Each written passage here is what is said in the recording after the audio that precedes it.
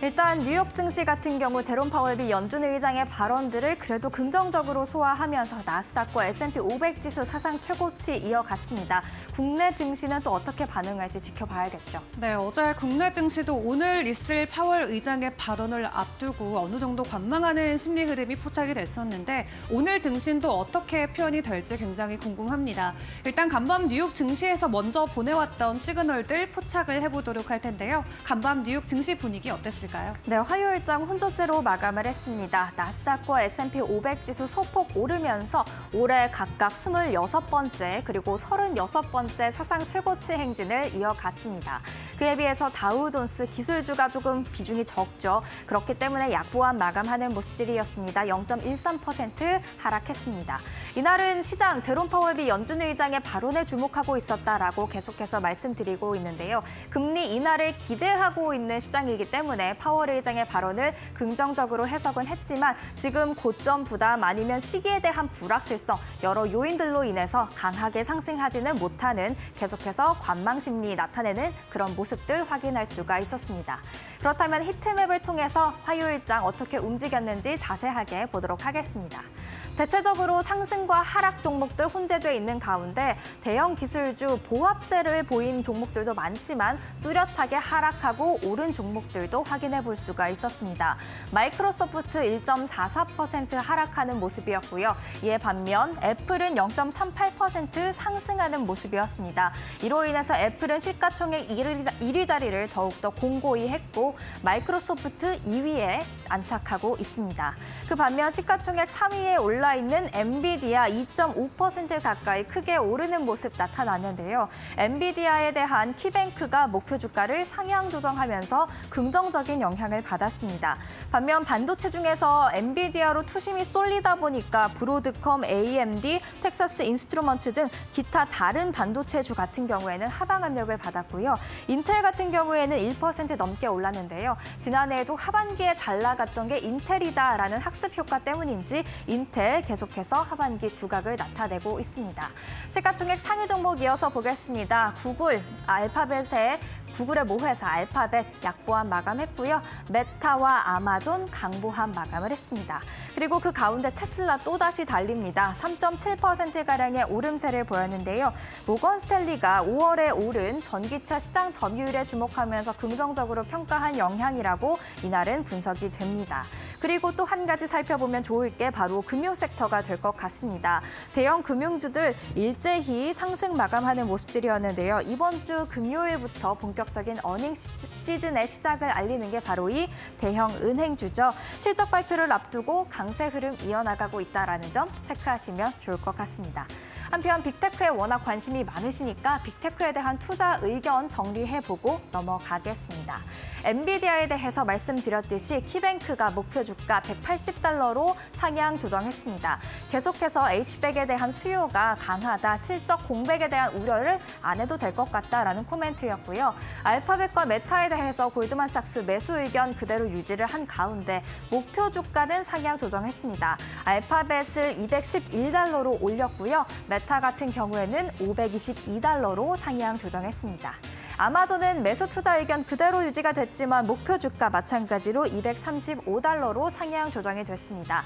AWS, 아마존 웹서비스 그리고 광고의 성장세가 좋고 이 두 사업부 마진 꽤 높다라는 긍정적인 평가였습니다. 그렇다면 빅테크 외에도 관심을 가져볼 만한 애널리스트들이 주목하고 있는 종목으로는 뭐가 있을까요? 세 가지 꼽아봤는데요.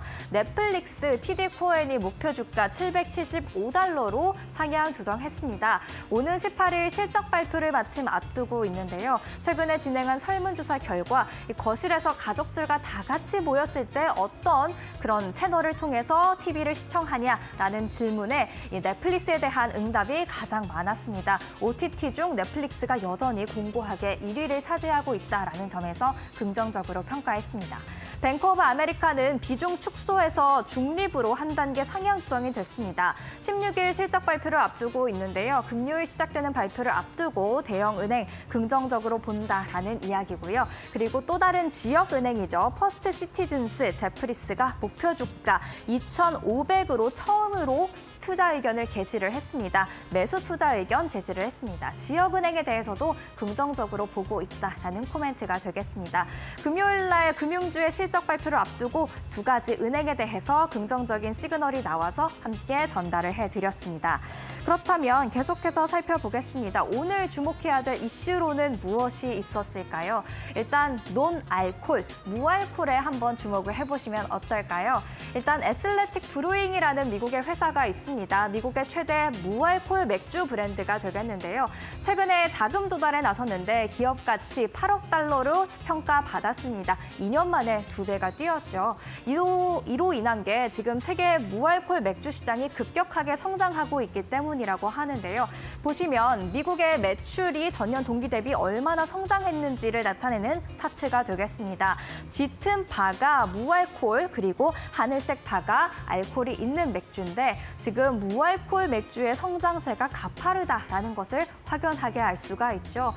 그렇기 때문에 진짜 맥주의 본고장이라고 할 수도 있는 독일에서도 지난해 무알콜 맥주 시장 점유율이 7%까지 올라왔다라고 합니다. 국내에서도 무알콜 맥주 시장 계속해서 커져나가고 있다고 하는데요. MG의 헬시 플레저 때문이라고 합니다. 쾌락을 즐기고는 싶지만 좀 건강하게 유흥을 즐기고 싶다 하는 MZ들이 무알콜을 선택하고 있기 때문이라고 하는데 미국에서도 그렇고요. 한국에서도 그렇고요. 무알콜에 대한 맥주 강자는 어느 기업이 될지 한번 체크를 해보시면서 주가 추이 확인해 보시는 것도 좋은 포인트가 될 것 같습니다. 또 다른 이슈 한 가지 커피에도 주목을 하셔야 될 것 같습니다.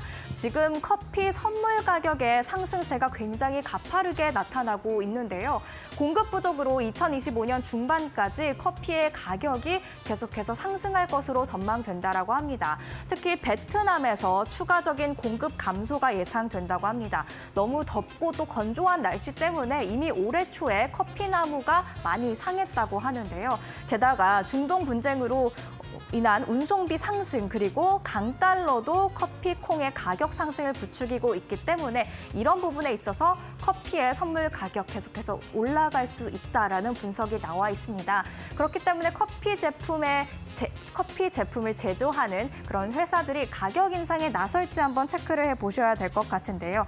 호재가 될 수도 있고 악재가 될 수도 있을 것 같습니다. 가격 인상이라는 측면에서는 매출 증가를 기대할 수가 있겠지만 원가가 함께 오르는 것이기 때문에 이 부분을 어떻게 관리할지가 핵심이 될 것 같습니다. 이렇게 논알콜 그리고 커피 두 가지 주목을 해보시면 좋을 것 같습니다. 이렇게 화요일장 간략하게 정리를 해보고 수요일장까지 준비하는 시간 가졌습니다. 이번에는 월가의 전략가를 만나볼 시간인데요. 파월 연준 의장의 발언에 대해서 어떻게 평가했는지 함께 들어보시죠.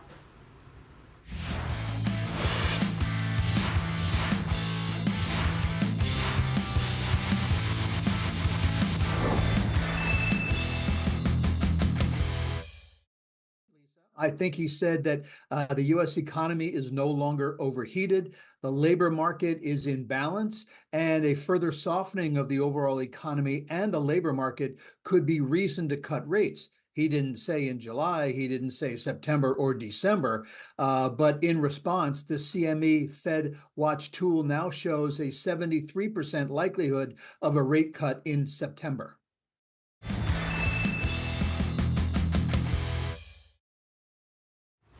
네, 어제 우리 국내 증시 분위기 어떠했는지 그리고 오늘 개장 전 또 국내 증시가 보내오는 신호들은 어떤 것들이 있을지 함께 포착을 해보는 시간입니다.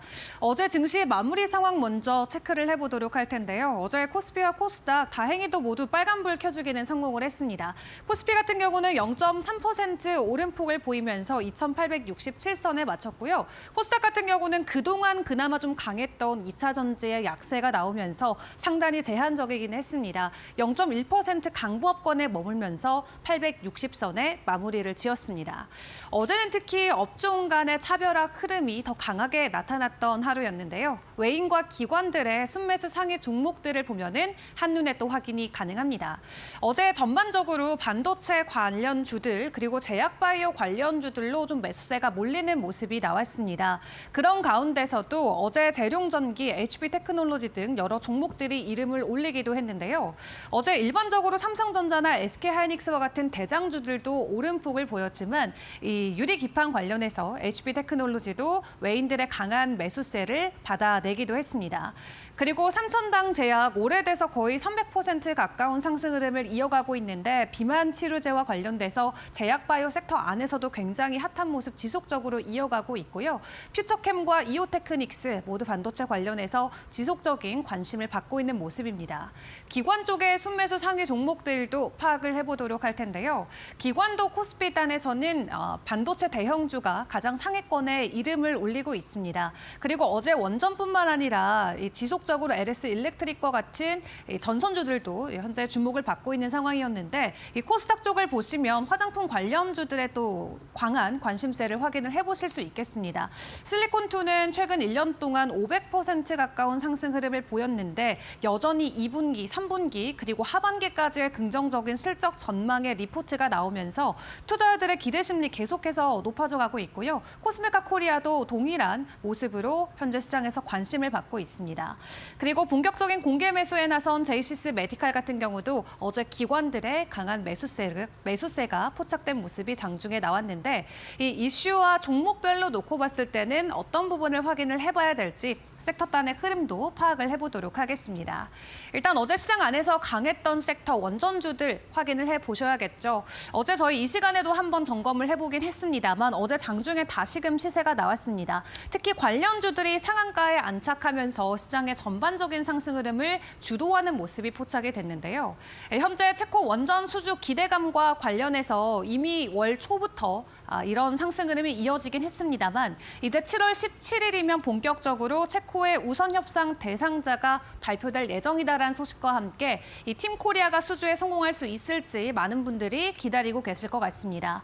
이 미국 안에서 원전 건설 사업과 관련된 수주 가능성까지 현재 겹쳐 있는 상황에서 미국 그리고 체코 쪽으로의 수주 기대감이 나와 있는 상황인데요. 체코 쪽만 놓고 보더라도 규모는 30조 원이 되기 때문에 원전 관련주들에게는 강한 상승 모멘텀으로 지속적으로 작용이 되겠습니다. 일주일 조금 넘게 남은 상황이기 때문에 앞으로 발표될 때까지의 주가 변동성 체크 필요해 보이고요. 또 어제 반도체주 안에서도 유리기판 관련주들 다시 한번 부각이 됐었습니다. 삼성전자와 SK하이닉스 현재 유리기판을 만들고 있는 사업장을 직접 임직원들이 찾고 있다라는 소식이 발표가 되면서 다시 한번 반도체 안에서도 게임 체인저로 떠오르고 있는데요. 이 유리기판을 사용하게 된다면 데이터의 속도는 올리고 전력 소모는 줄일 수 있기 때문에 시장 안에서 굉장히 중요한 또 부품으로 적용이 되고 있습니다. 관련해서 어제 HB테크놀로지 25%의 강한 상승을 보였고요. 필옵틱스도 10% 가까운 상승 흐름을 이어가기도 했습니다. 그리고 어제 냉각 시스템 관련주들도 두 자릿수 이상의 상승 흐름을 보여준 종목이 있었는데 이 서브머라는 기업이 현재 델과 슈퍼마이크로와 함께 액침 냉각과 관련된 협력을 지속적으로 이어가고 있는데요.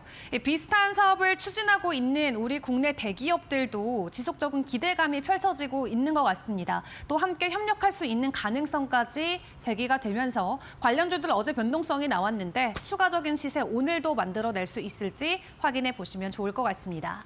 그럼 개장 전 오늘 우리가 확인해 볼 이슈들은 어떤 것들이 있을까요? 첫 번째 소식부터 확인을 해보도록 할 텐데요.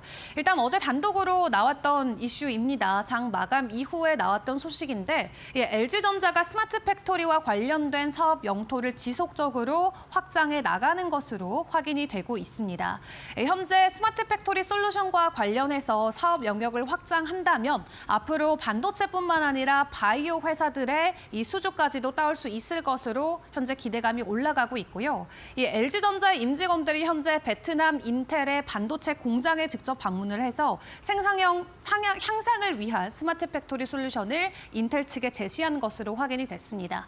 협업까지 이어질 수 있을지 추가적인 소식을 기다려봐야 될 것 같은데 일단 스마트 팩토리라는 것 자체는 일회성 수익률 창출 사업이 아니라 지속적으로 솔루션을 제공하면서 지속적으로 가치를 높여갈 수 있는 고부가 가치 사업인 만큼 시장 안에서의 기대감도 커지고 있고요. 또 글로벌 스마트 팩토리 시장 같은 경우도 올해는 3,500억 달러 정도 규모로 확인되고 있지만 오는 2029년까지는 원화 기준으로 780조 원 규모의 산업으로 커질 수 있을 것이라는 기대감이 나옵니다. 국내에서는 LG전자가 좀 더 공격적으로 스마트 팩토리 사업화와 관련된 움직임을 보여주고 있는 만큼 앞으로의 변동성 함께 확인해 보시는 게 좋겠고요. 전날의 LG전자 마감 현황은 어떠했을지 종가도 함께 파악을 해보도록 하겠습니다. 어제 LG전자 같은 경우는 1.2% 상승 흐름 보이면서 10만 9,600원 선에 마무리 지었습니다. 오늘도 다시 개장 전 확인해 볼 이슈 한 가지 더 확인을 해보도록 할 텐데요. 두 번째 이슈는 어제 시간의 거래에서 상한가 갔던 이슈로 파악을 해보도록 하겠습니다. 어제 HLB 글로벌이 바라바이오를 인수한다라는 소식이 전해지면서 어제 HLB 글로벌 시간에서 상한가 안착을 했는데요. 이 바라바이오는 만성 대사 질환을 진단하고 관리하는 플랫폼을 개발한 회사로 확인이 되고 있습니다. HLB가 60억을 투자해서 현재 지분 68%를 확보했고요. 최대 주주 자리까지 올라갔다라고 하는데요. 해당 기업과 함께 앞으로 시니어 헬스케어 분야에 진출한다라고 하고 실버 산업 자체를 HLB가 가져올 수 있을지 선도 기업으로 자리매김할 수 있을지 기대감과 함께 지켜보셔도 좋을 것 같습니다. 최근 HLB 그룹주 자체에서의 주가 상승 워낙 가팔랐기 때문에 지속적인 변동성이 나올 수 있을지 오늘 장에서의 시그널도 포착을 해보시는 게 좋을 것 같은데 전날 그룹주들의 종가 현황은 어떠했을지도 파악을 해보도록 하겠습니다. 네, 어제 종가 현황 보시면 HLB 글로벌만 홀로 하락한 채 마무리가 됐었죠. 오늘 단독적으로 전해졌던 소식이었고 시간에서 상한가 안착을 해줬던 만큼 장 출발하고 나서의 상승 흐름 이어질 수 있을지 체크해 보시는 게 좋을 것 같습니다. 간밤 제롬 파월의 발언을 미국 증시는 긍정적으로 잘 소화해줬는데 오늘 국내 증시의 분위기는 어떠할까요? 계속해서 이데일리 TV와 함께 개장 전략 챙겨보시길 바라겠습니다.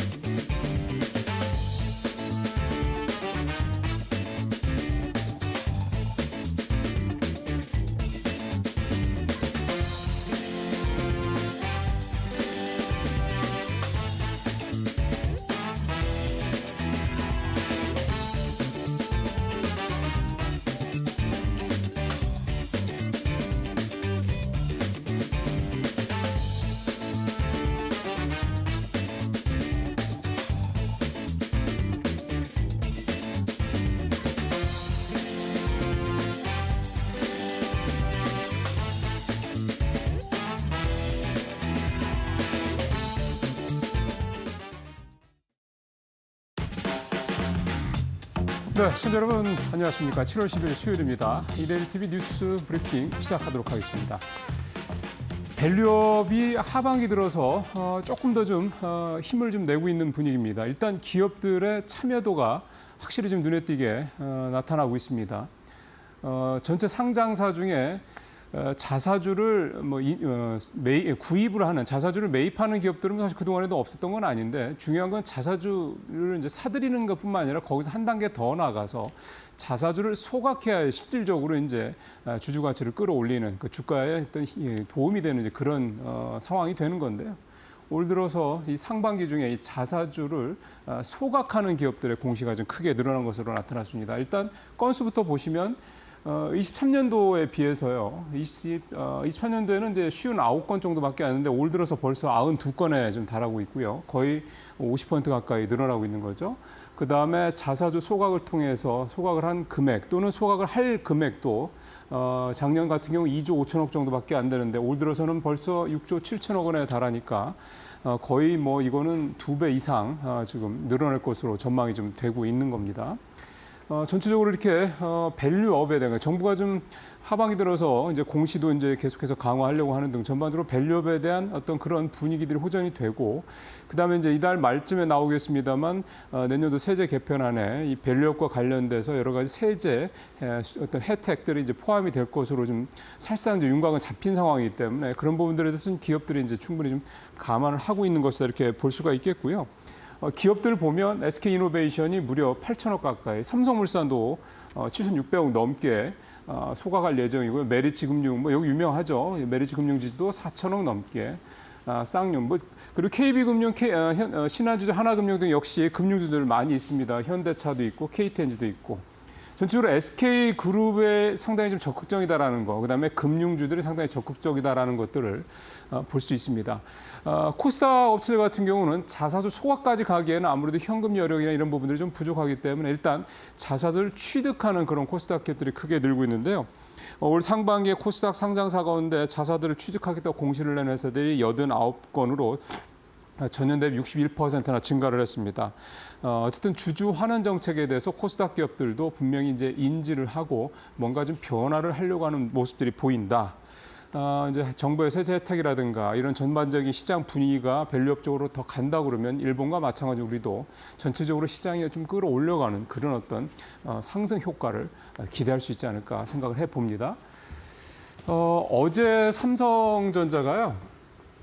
이 파운드리 2024라는 포럼을 했습니다. 여기에서 이제 향후 삼성 파운드리 부문의 방향성을 제시를 했는데 삼성 파운드리의 향후 방향성은 일종의 원스톱 쇼핑이 가능한 원스톱 솔루션을 제공하겠다라는 겁니다. 그러니까 선단 공정이라고 해서 최신 제품 공정부터 HBM, 그다음에 패키징까지 일원화해서 고객들이 원할 경우 한꺼번에 제공할 수 있다. 그래서 전체적으로 생산 시간을 20%나 줄일 수 있다는 게 삼성 파운드리가 갖고 있는 이 통합 솔루션의 이제 혜택이다. 삼성전자가 어제 내건 그 얘기가 되겠습니다.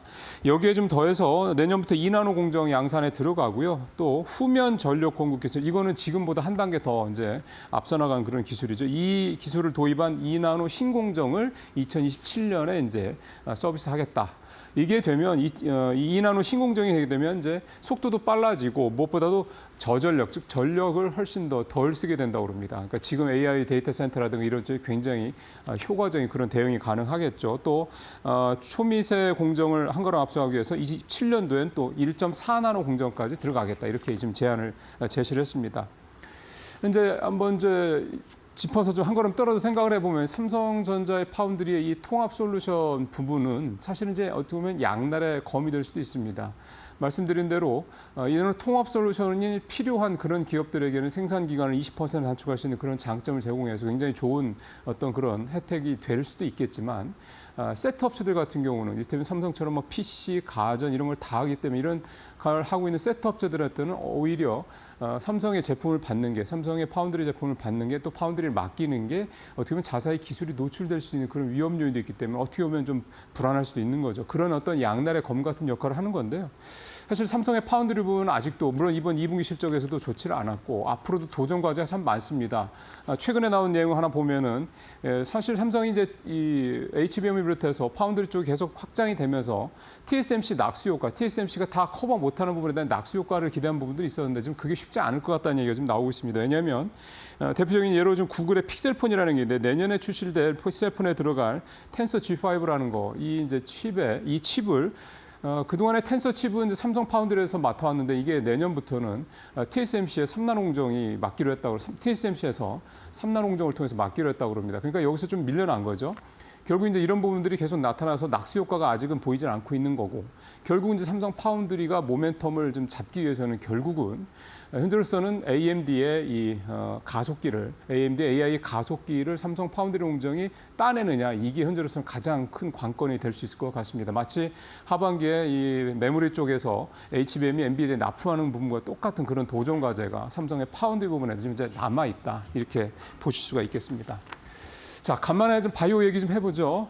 최근에 바이오주들 중에 유상증자하는 그런 바이오 회사들이 있습니다. 보통 유상증자라는 게 뭐 아시겠지만 기업 가치를 희석시키는 역할을 하기 때문에 유통 물량이 늘어나는 거니까 별로 좋지는 않은데 최근에 바이오주들은 유상증자를 하는데도 불구하고 주가 상황이 나쁘지를 않습니다. 그러니까 그만큼 뭔가 기대감이 반영이 돼 있다 이런 얘기가 좀 되는 거죠.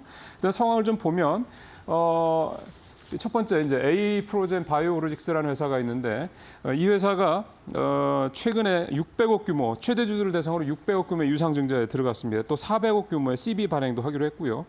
이 회사는 세계 최대 규모 연속 배양 방식의 공장 설비를 갖고 있는 그런 회사인데 임에도 불구하고 사흘 연속 좀 주가가 크게 상승하는 그런 모습을 보였고요.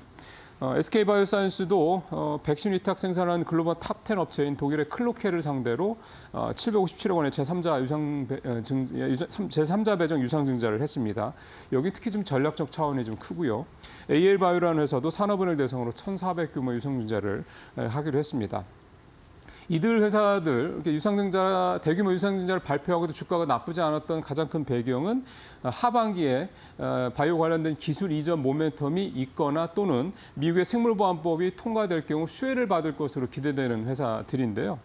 어쨌든 이런 유상증자가 오히려 이 기업들한테는 회사 성장을 위한 마중물 역할을 할 수 있을 것이다. 이런 기대감이 작용한다. 이렇게 지금까지 상황을 볼 수가 있겠습니다. 다만 이제 일부 에이프로젠 바이오로직스 같은 게 어제는 좀 많이 떨어졌거든요. 또 그러니까 결국 유상증자라는 건 어쨌든 회사한테는 상당히 상장한테 부담이 되는 어떤 그런 재료이긴 하다라는 점, 이런 점도 좀 감안하시면서 너무 이제 최근에 주가 오른다고 그래서 이제 바로 이렇게 보시는 것보다는 조금 더 지켜보실 필요가 있다. 이렇게 말씀을 드리고 싶습니다.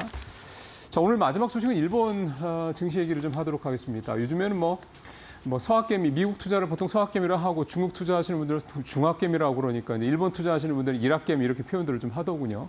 일본 증시가 계속 연일 니케이 225 지수를 중심으로 기준으로 봤을 때 연일 사상 최고치 경신을 좀 하고 있습니다. 어제 또 사상 최고치를 또 기록을 해서 좀 그림에서 보신 것처럼 41,580불 돌파라는 그런 모습을 좀 보였는데요. 어제도 2% 가까이 급등을 했습니다. 지금 이렇게 일본 증시를 뜨겁게 달고 있는 주인공은 우리와 비슷하게 반도체입니다. 우리보다 조금 더 뜨겁다 얘기를 할 수가 있는데요. 두 가지 어제 호재가 나왔습니다. 첫 번째는 미국과 일본의 기업 10개가 연합을 해서 차세대 반도체 소재와 제조 기술을 공동으로 개발을 하자. 그를 위해서 US 조인트라는 거를 미국 실리콘밸리에 설립하겠다는 소식이 전해졌습니다. 그래서 어제 레조나 홀릭스 같은 회사가 8%가 넘게 급등하는 등 이 US 조인트에 참여하는 일본 기업들 주가가 크게 올랐고요. 또 하나는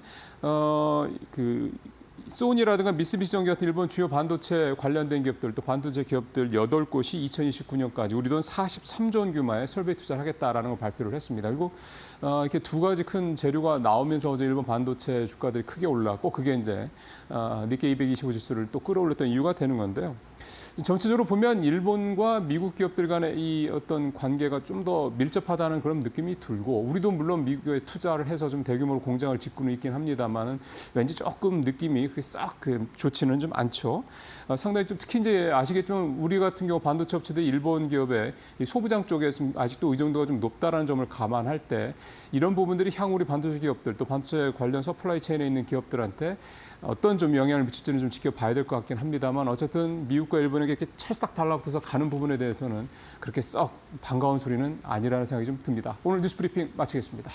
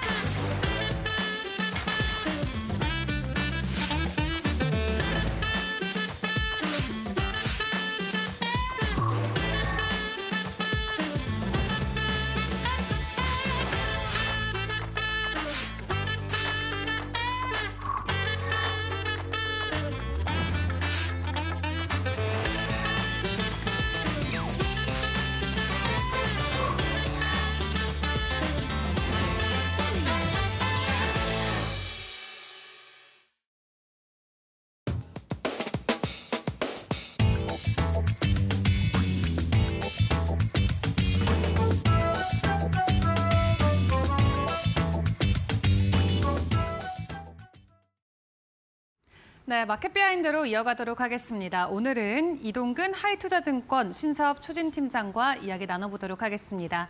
팀장님 어서 오세요. 네, 간밤 파월 의장의 입이 열렸습니다. 시장이 예상했던 발언들이다라는 의견들이 대부분인 것 같은데 일단 고금리 현상 이대로 유지가 되면 부담스러울 수 있겠다. 다만 금리 인하를 위해서는 지속적으로 지표가 하락하고 있는 거 추가적으로 확인이 필요하다라고 발언을 했는데 그렇다면 지난주에 발표됐던 고용 지표 그리고 이번 주에 있을 인플레 CPI 지표를 저희가 확인을 해봐야 될 것 같습니다. 일단 고용 쪽에서 보내왔던 시그널 먼저 확인을 해보자면 어떻게 풀어볼 수 있을까요?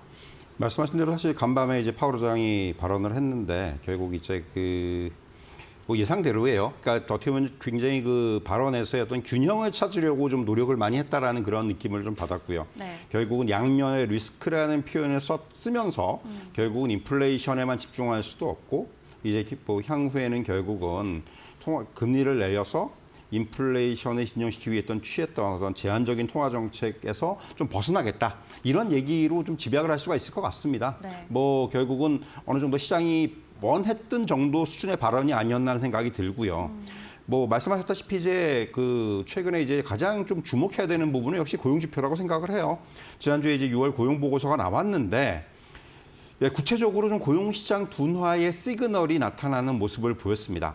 6월 비농업 부문 신규 고용자 수가 20만 6천 명이 기록했는데 시장 예상치는 좀 상회를 했어요. 19만 명이었는데. 근데 직전 2개월 수치가 11만 명 정도 하향 수정되면서 3개월 월 평균 수치를 보면은 17만 7천 명. 이게 이제 전월에 21만 2천 명이었는데 크게 낮아진 거죠. 네. 무슨 얘기냐면은 일자리 수의 증가가 추세적으로 둔화가 되고 있다. 이렇게 좀 이제 증명해주는 그런 지표가 좀 나왔다고 말씀드릴 수가 있을 것 같아요. 그러니까 결국은 이렇게 이제 좀 고용 지표의 둔화가 눈에 띄게 나타나는 가운데 또 하나 이제 나타나는 현상이 뭐냐면은 그러니까 일부 업종으로의 어떤 쏠림이 아직까지 그러니까 고용을 지탱하고 있다라는 말씀을 드릴 수가 있을 것 같은데 교육이라든가 헬스케어라든가 또는 정부 부문 이런 쪽에서의 어떤 서비스 부문 일자리 수 증가가 전체의 80%를 차지했어요. 그러면서 결국은 이러한 쏠림, 그러니까 어떤 일자리의 쏠림이 나타나고 있다는 거는 고용의 질이 그만큼 좀 악화가 되고 있다는 거거든요. 그러니까 뭐 정부 부문 같은 경우는 재정 지출이 만약에 뭐 줄어들면은 이거에 따라서 또 일자리가 줄어들 수 있는 부분이기 때문에 사실 뭐 이런 부분들은 그렇게 좋은 건 아니에요. 사실 이런 부분과 더불어서 또 하나 눈에 띄는 것은 실업률의 상승세가 두드러지고 있다는 거죠. 6월 실업률이 4.1%인데 이게 2021년 11월 이후에 가장 높은 수치입니다. 그러니까 가계 부문의 취업자 수 둔화가 결국은 실업률 상승으로 이어지고 있는 거고요. 이렇게 실업률 상승이 나타나고 있다는 거는 과거의 사례와 대비해 보면은 2001년, 2007년 이때가 어떤 때였냐면 금리 인하 사이클이 시작되기 전이에요. 그러니까 지금하고 되게 비슷한 거죠. 그러니까 어떻게 보면 지금 이런 실업률의 흐름까지 보면은 금리 인하 시점이 이제 임박한 것이 아닌가라는 그런 추론을 가능하게 만드는 그러한 지표라고 볼 수가 있다. 이렇게 말씀드릴 수가 있을 것 같고요.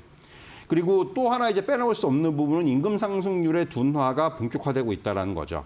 시간당 임금이 전월 대비해서 한 0.29% 상승했는데 이게 팬데믹 이후에 최저치거든요. 네.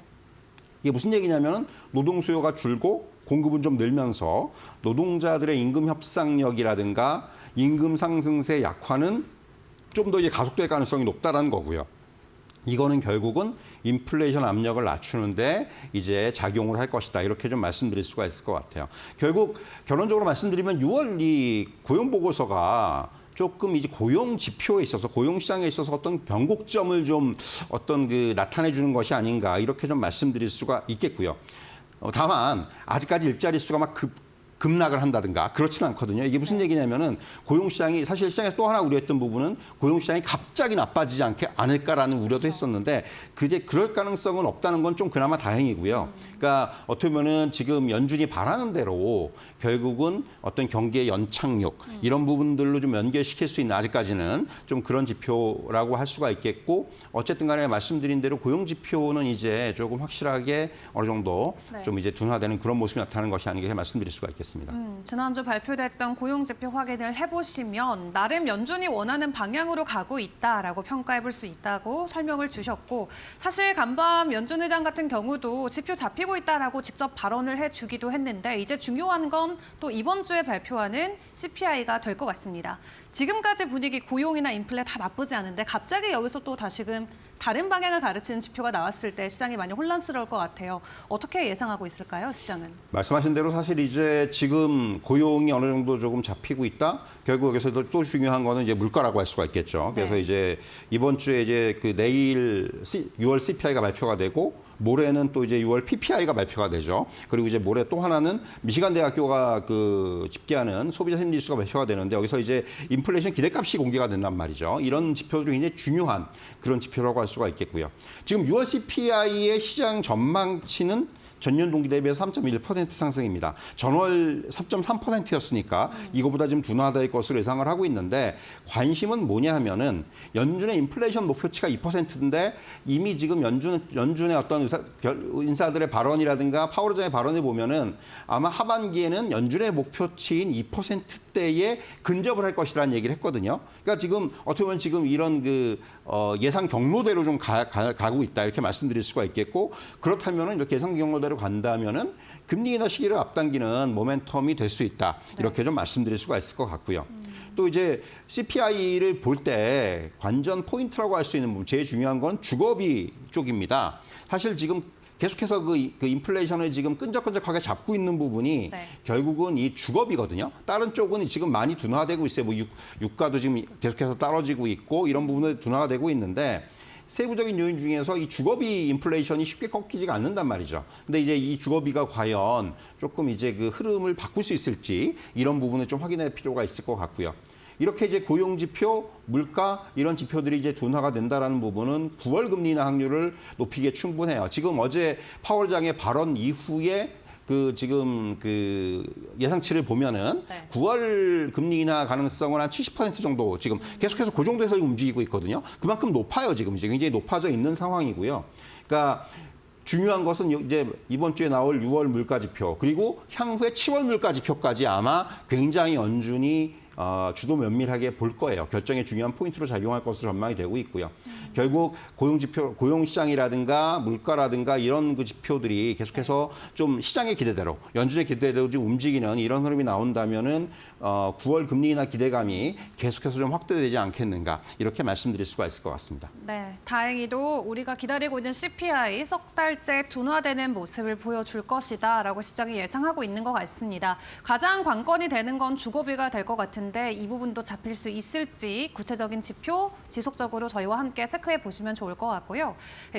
시장에서는 이제 9월이면 금리 인하한다는 자신감은 확실히 있는 것 같은데 여기에 조금 더 앞서서 7월에도 가능하지 않을까 하는 일부 의견들까지 겹치고 있거든요. 개인적으로 어떻게 보실까요? 그거는 조금 아직은 어려울 것 같아요. 그러니까 어제 파월 의장의 발언에서도 결국은 지금 연준이 굉장히 균형을 잡기 위해서 지금 아직까지는 좀 조심스러운 그러니까 뭔가 급격한 그 정책의 변화를 가져오지는 않을 것 같다는 느낌을 강하게 받았고 네. 또한 파월 의장도 그렇게 좀 들리게 얘기를 한 것 같아요. 그래서 사실은 지금까지는 좀 더 지표를 면밀하게 본 다음에 결정을 할 것으로 예상을 하고 있기 때문에 지금 뭐 7월 금리 인하 얘기는 조금은 섣부른 감이 없지 않겠나. 물론 시장은 그걸 기대할 수도 있겠지만은 네. 지금 그 어떤 그 예상치라든가 이런 그 데이터들을 보더라도 9월 금리 인하 쪽에 아직까지 시장은 좀 무게를 두고 있는 것이 아닌가 이렇게 좀 말씀드릴 수가 있을 것 같습니다. 네, 7월보다는 9월의 가능성이 월등히 높다는 거 함께 기억을 해보시면 좋을 것 같고 이런 전반적인 글로벌 매크로 상황 안에서 이제 우리 본격적인 어닝 시즌 들어갑니다. 지난주 삼성전자 그리고 LG전자 발표를 했는데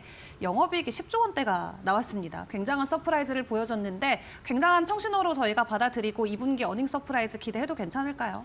제가 지난주에도 그런 말씀 드렸는데 결국은 삼성전자의 실적이 단순히 삼성전자 실적으로 그치는 것이 아니고 네. 이것이 전체적인 기업 실적의 어떤 그 전망치를 높이는 선순환 구조를 만들 수가 있다는 말씀 드렸었는데 네. 예, 삼성전자가 예상치를 크게 뛰어넘는 실적이 나왔어요. 이게 저도 사실 좀 놀랄 정도의 실적이 나왔거든요.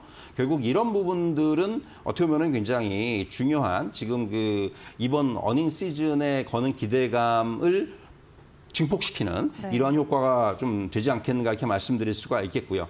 지금 좀 자막이 잘못 나간 것 같은데 삼성전자 영업이익은 10조죠. 10조 네, 4천억이죠. 10조. 네. 결국 뭐 삼성전자의 호실적이 또 지금 기대가 걸 수 있게 만드는 건 SK하이닉스죠. 근데 또 SK하이닉스에 대한 실적 서프라이즈, SK하이닉스도 지금 뭐 한 5조 대 초반 정도의 영업이익을 기대를 하고 있는데 그보다 훨씬 더 나올 것이라는 얘기들이 시장에 나오고 있거든요. 그렇죠. 뭐 최근에 이제 그 반도체 기업들의 실적이 계속해서 좀 어떤 시장 기대를 뛰어넘고 있기 때문에 이런 부분들이 IT 업종 전반의 어떤 실적을 이끄는 현상으로 좀 이어지지 않겠는가 이렇게 좀 기대를 해볼 수 있을 것 같고요.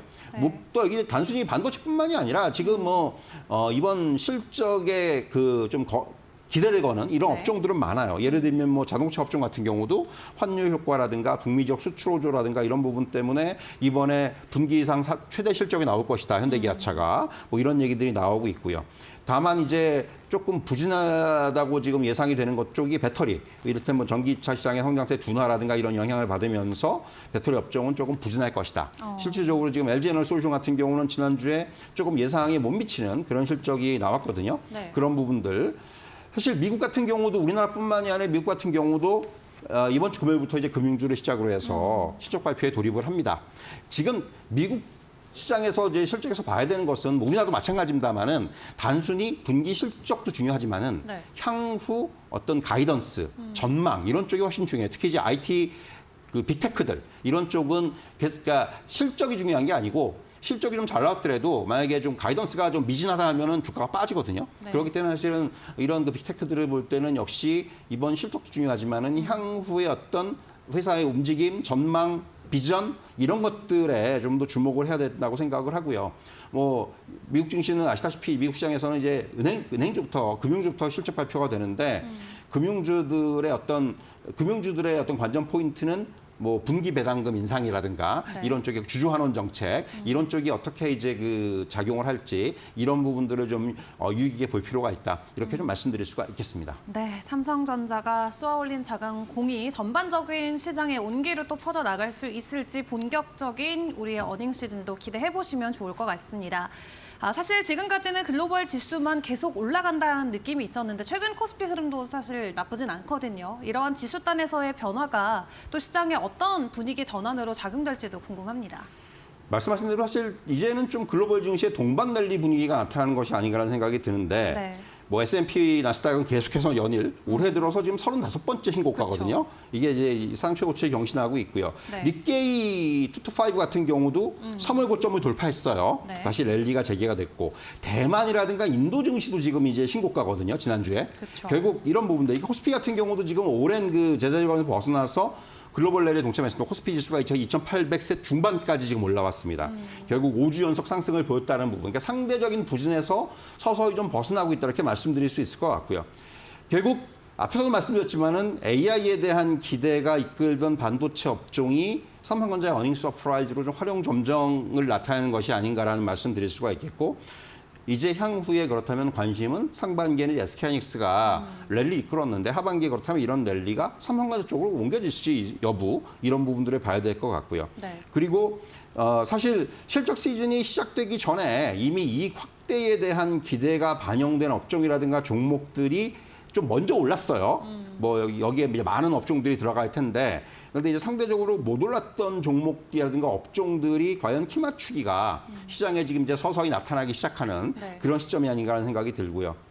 사실 우리나라 증시만 놓고 보면은 글로벌 증시 대비해서 상대적인 약세 국면이 이어지면서 주가 상승이 이익 증가를 못 따라갔거든요. 그렇죠. 그래서 이제 이에 따라서 상대적인 밸류에이션이 사실 과거보다 더 낮아져 있는 업종들이 많습니다. 그런데 그렇다면은 향후에 우리가 얘기하는 뭐 밸류업이라든가 이런 것들이 구체화가 되면서 밸류에이션에 대한 관심이 이제 좀 굉장히 부각이 될 수가 있다라는 거죠. 이럴 때는 시장에서 뭔가 덜 오른 업종, 저평가된 종목 이런 쪽이 조금 이제 시장에서 주목을 받지 않겠는가 이렇게 말씀드릴 수가 있을 것 같고요. 그래서 이제 결국 향후에 지수가 어느 정도 레벨업이 된 다음에는 이제부터는 좀 이제 저평가된 소외 업종이라든가 이런 그 어떻게 보면은 밸류에이션이 부각되는 이런 쪽의 업종이라든가 종목에 좀 더 관심을 가지는 네. 그런 투자 전략이 필요하지 않겠는가. 저는 이렇게 말씀드릴 수가 있을 것 같습니다. 이제 조금 글로벌 증시랑 우리가 키 맞추기 해가고 있다 말씀해 주시면서 2분기 실적 시즌 맞이해서 밸류에이션 낮은 쪽에 눈을 돌려보자 말씀해 주셨는데 그런 업종 어떤 것들이 있을까요? 최근에 이제 좀 부각되는 것들이 있죠. 예를 들면 바이오라든가 이런 것들. 사실 뭐 바이오 같은 경우는 그러니까 과거에는 사실 대표적인 그 고밸류 업종이었는데 네. 워낙 오랫동안 쉬면서 이제는 오히려 좀 싸 보인다는 얘기들을 많이 하거든요. 그래서 사실 최근에 바이오의 부각이라든가 이런 것들이 좀 그런 것들 나타내는 거. 볼 수 있고 앞에서 말씀드렸지만 사실 실적이 좀 따라가는 종목들 최근에 좀 쉬고 있지만 화장품이라든가 음식료라든가 이런 쪽은 확실하게 이제 실적이 뒷받침이 되는 그런 업종들이 됐어요. 네. 그렇기 때문에 이런 업종들도 마찬가지로 계속해서 이제 실적이 확인이 되면서 또 이제 또 추가적인 어떤 그런 상승 분위기가 나타나지 않겠는가 네. 이런 말씀도 드릴 수가 있겠습니다. 네, 그동안 내수에 머물렀다가 이제 글로벌 무대를 발판 삼아서 진출하고 있는 화장품이나 음식료 업종 혹은 지금까지 저평가로 평가됐던 바이오 관련주들 지켜보자 설명 주셨습니다. 지금까지 이동근 하이투자증권 신사업 추진팀장과 함께했습니다. 수고하셨습니다.